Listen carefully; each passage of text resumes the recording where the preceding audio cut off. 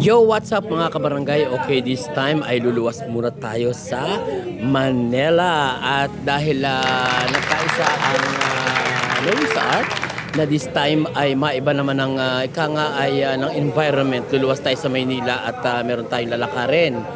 At syempre, tutuloy na rin tayo sa Quiapo, Manila. At yan nga, dumaan muna tayo sa Pancake.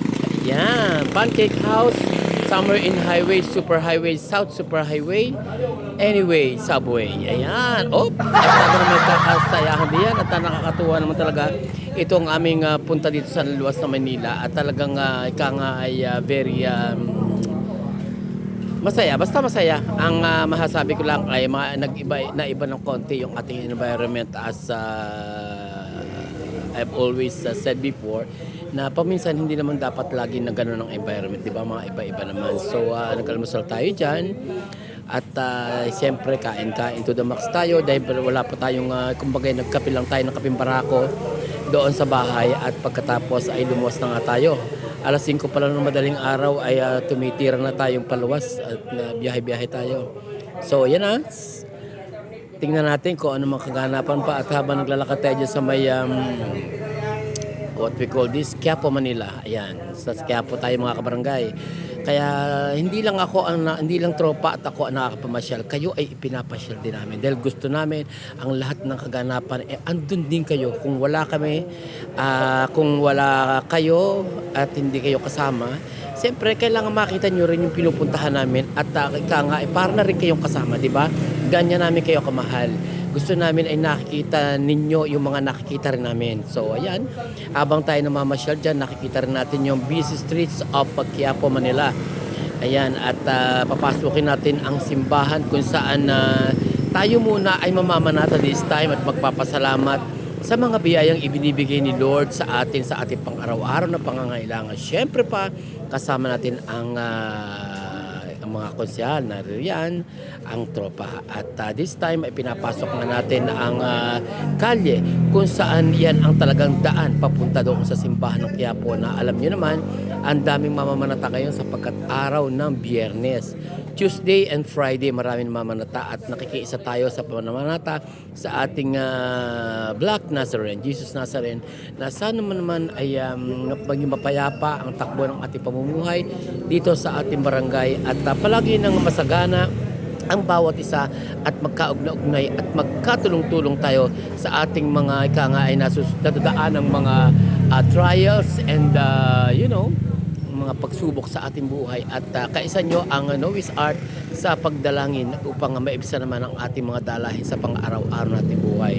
Siyempre, hindi nawawalan tayo ng mga pagsubok sa ating buhay at yan ay normal at pangkaraniwan na sa ating buhay. So, dinaan natin dyan ang mga prutas and everything at nakita natin dyan ang mga kung ano-ano pa at sabi ko nga ay sa bawat biyahe ng tropa ay kasama kayo mga giliw ko mga kabarangay sapagkat ang hangad natin ay ay malibang din kahit paano at ito ay silbing pamamasyal. Kumbaga tayo nilalakad man tayo sa ating buhay sa pang-araw-araw kasama na rito ang paglilibang sapagkat naniniwala ako na ang tao kahit busy sa mga gawain kailangan din natin maglibang at pag-ukulan ng halaga at pagkakataon ang ating mga sarili even though na kahit matraffic nga dyan sa lugar na yan napadpara na tayo diyan at pupunta na nga tayo galing na tayo ng Quiapo at nakasimba na tayo so pupunta naman tayo this time sa may what we call this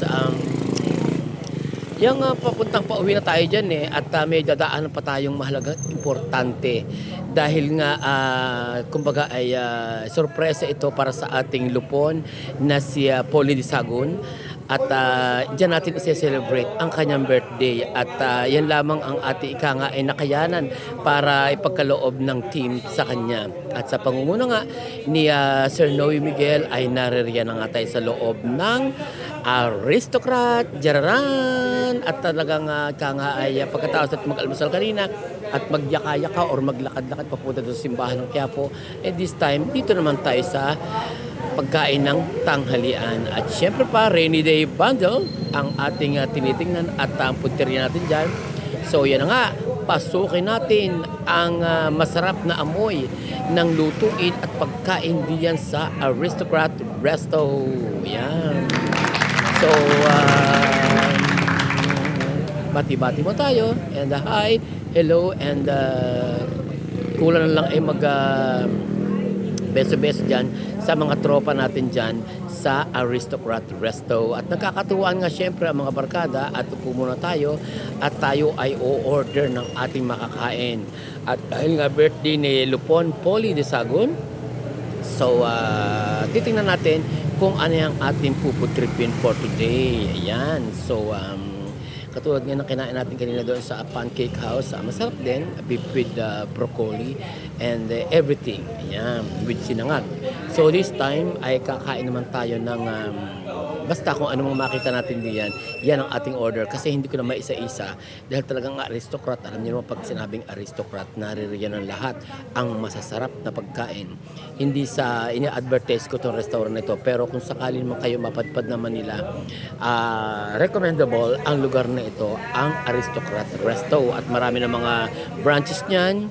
At ika nga, isa sa mga napili ng ating tropa upang daos ang ating pananghalian or ang ating lunch break. Yan. So, tumitingin-tingin ng order ang ating mga kasama at ang ating mga tropa upang kung ano man ang ating kainin ay pagsalo-saluhin natin this lunch break. At yun na nga, siyempre ang ating birthday celebrant, ayan, pagbibigyan natin na maidaos ng maluwalhati ang kanyang karawan sapagkat ang tao, the happiest moment ay ang kanyang birthday. Kahit tayo ay hindi mo masyadong nakakaangat-angat sa buhay, ay yung mga pagkain yan ay kailangan makain natin kapag may mga special function na katulad nito ang birthday celebration. So yan ang in-order natin, iyang mga nariyan sa screen. At tinikman natin lahat halos. And what we call this, yung mga hot soup na yan, na talaga ng molo soup, ay ang sarap-sarap at talaga namang super mapapadighay ka pagkatapos diyan pa lang ikaw ay sold na dahil ang molo soup na yan ay talagang napakasarap at hindi maalat, hindi rin mataba, ang eksakto and punto ang lasa. At syempre pa ang tropang Noise Art ay papahinga muna sa ating mga lakad-lakad kung saan at importante ay magkaroon muna ng get together together with the birthday celebrant himself, Mr. Polly de Sagun. Ayan, umuusok-usok pa ang ating sizzling shrimp na talaga namang matatakam ka sa sarap. Diba? And here we go. Kakain na nga tayo dyan ng masarap na lunch break. At syempre pa, ang mga pagkain yan ay ating titimusan dahil birthday nga ni Lupon Polly de Sagun.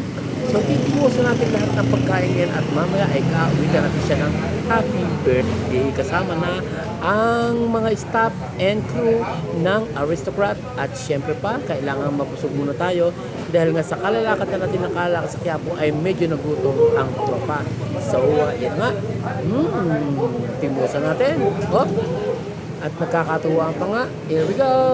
So, yan na. Kantahan na natin ang happy birthday. Happy birthday to you. Happy birthday to you. Happy birthday, happy birthday, happy birthday, Polly. Ayan. At sana'y napasaya ka namin ng tropa at ng buong sanggunian. So, this time ay yan lamang po ang report natin at sana po makita-kita tayong muli sa next report, and thank you so much for watching and see you on our next report again and again and again and again. Bye-bye!